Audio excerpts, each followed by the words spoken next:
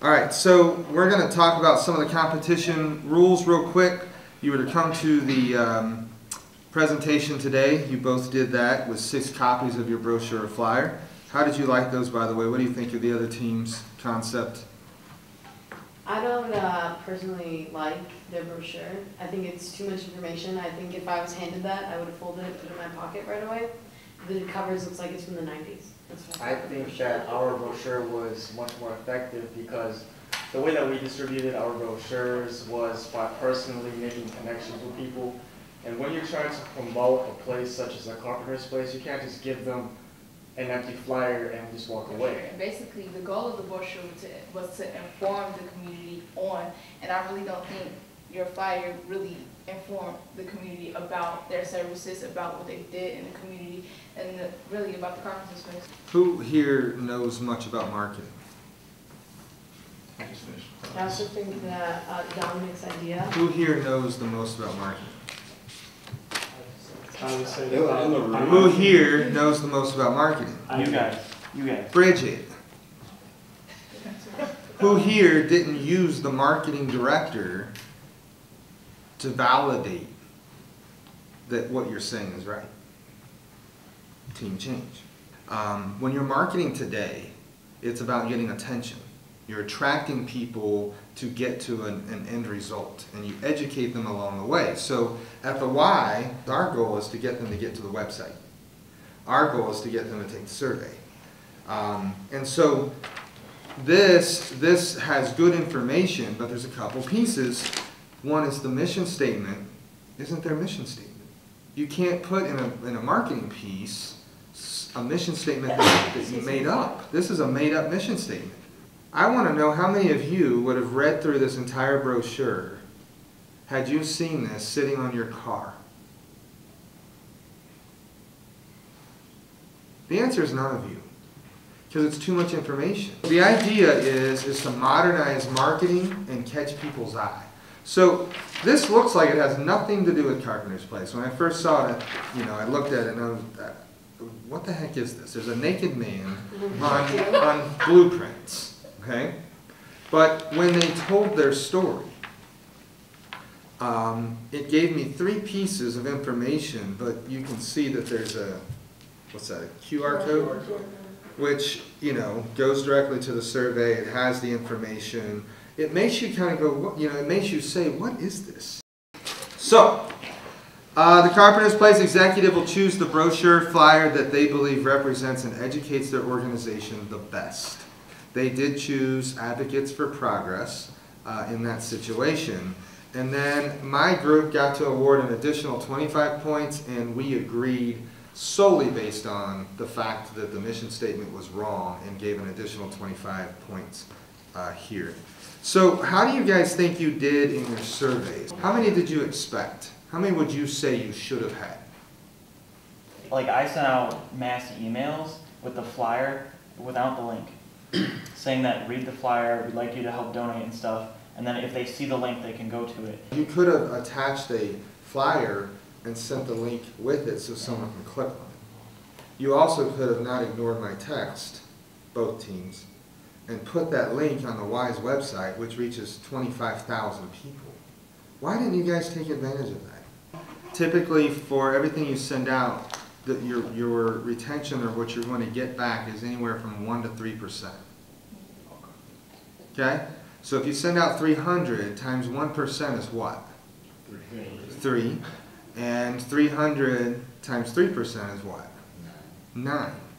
And sometimes you build better retention, especially if you're out there doing stuff. But if you put a billboard out, it's about how many people see it. And that's why you see people do marketing campaigns and commercials over and over and over again, because we have to glue it into your faces. Now, you had 3 days. And you did pretty well considering how many flyers you put out. How many did you put out? How many did we print? 500, I think you said? 4. 4? And then you guys did social media links and everything else from your Facebooks and so forth. So you really did put out more than 300. And the results are Team Change, you had 80 come back. Okay? And Advocates for Progress had 113 come back. Okay, so that was good. You both did well on that. So the next is team rated for the best presentation. So that's what I want to talk about just real quick, and then you guys chime in. There is a couple things that I'll just comment and let you guys give your comments, but Dominic and Naomi, you have some pretty high-strung personalities. Okay? Don't defend it, just listen. I'm making comments, I'm not asking yet, okay? So there is a point where you guys, you two, are going to need to learn to step back. I feel like that even in this conversation, you're not looking to other people on your team, and I feel like your project leader is letting you do it. That's something you need to be aware of, because it's coming across to me that Dominic's the project leader. Your presentation, in my opinion, what you two did do, and the video work, other than whoever the audio person was and didn't plug in the speaker, you got to buy on that, because nobody understood your commercial. You realize that, right? And it was good. It was. I liked it. You guys all spoke. There's pros and cons to everyone speaking, because your presentation is going to take longer. There's going to be more duplication. So I wrote a note in mind that by the third person speaking, it got boring. Ben, you were very comfortable, and you did very well. You didn't have to have note cards in front of you. You spoke from the heart. You knew the information, and that was very noticeable. From my vantage point, working with a lot of teams at the Y, I know that everybody on our team is not a great public speaker. I mean, everybody brings a different gift and skill set to the table when you have a team.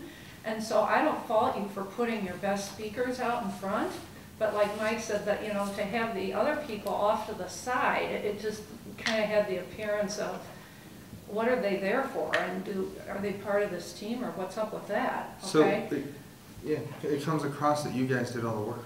And if I would have picked two people on this team that were going to stand up, it would have been the two of you. It would have been you two, but you weren't there.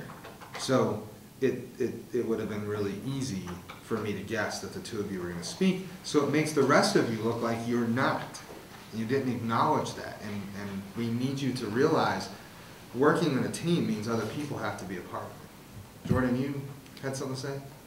I mean, it's not a matter of Naomi and Dominic stealing the spotlights. It's them getting the opportunity to be the voice of the presentation, just like Lou's was literally the voice of our commercial. Right. And Abraham's vision was the animation of the commercial. And I'm okay my with fingers in a lot of pies. Right, I mean, and we're okay with that. That's what we're saying. We recognize it. I would have done a presentation just the way you did. And so it's about recognizing your team. And remember, while this is a contest for a pretty important role, this is also a learning experience for all of you so that you understand how to move forward. You're getting more training than some of the staff that work at the Y and other businesses do. So, you know, take this as comments and run with it. Yeah.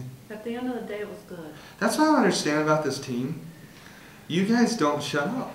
And we keep telling you that you did a good job. And so you just keep arguing, and now you've got some conflict to deal with. And Langston, we don't have time to talk about it right now, but you've got to start speaking up. So we're not going to talk about it right now. This team, okay? It really, honestly, it was a boring presentation. Some of you spoke really well. You had lots of note cards. It was obvious that you were nervous. It didn't flow. We wanted you to tell Carpenter's Place, here's what you can do differently to get more people involved, and instead you tooted your own horns the whole time. It should have been a 15-minute presentation talking about the highlights of what you learned, the vision, the mission, and the purpose. And then it should have been about, here's some ideas that we'd like to give you to help you grow your organization. And then it should have been, here's some things we found as resources. And some of you actually said in your presentation, we didn't have enough time. Otherwise, we could have gotten you more resources. But you handed the executive director nothing. Okay, so team rated with the best presentation. And then we have the team perceived to have the most valuable resources. So I'm not going to give you the points yet, but I will tell you that on team change, there was discussion on your tour, according to Martha, that what they needed was money. And on the tour for the Advocates for Progress, it was discussed that they needed white socks, which I spelled like the baseball team. Did you see that on the notes? I might question why you didn't go spend the money on more white socks. Well, Mary told us that. I said I might. I'm not asking. So, I will say that you guys did a phenomenal job bringing in resources. Seriously, you brought in almost $600 that you were able to hand in funds, and you brought in a little over 1,500 different resources that you're dropping off. One team did better. Advocates for Progress, you brought in 1,279 items and $205. And Team Change brought in 208 items and $364. So you guys did a great job. The perception of value went to Advocates for Progress, okay? And for presentation, well, let me say one more thing. We awarded 125 points addition to Team Change for the objective of the week, which was, in our opinion, you communicated. I felt like I knew where you were, what was going on, and since neither of you used the link, I gave some points to you. You know, had you went to Bridget, you could have had a bad brochure, maybe not the best presentation. Had you went to Bridget or one of you responded to the text that I sent you to put it online, you would have had 500 more points and won the game. But you didn't. So the 250 points that are awarded for the best presentation went to Advocates for Progress. And so you guys have a total of 738, and you have a total of 455. Okay? So you guys are the winners for this week. Give yourselves a hand.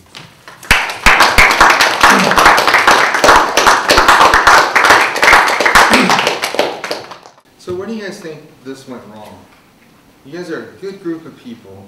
You've been excited about this challenge. You worked hard. I saw your pictures. I saw your Facebook. So where did this go wrong? Who didn't use Bridget? That's what I want to know.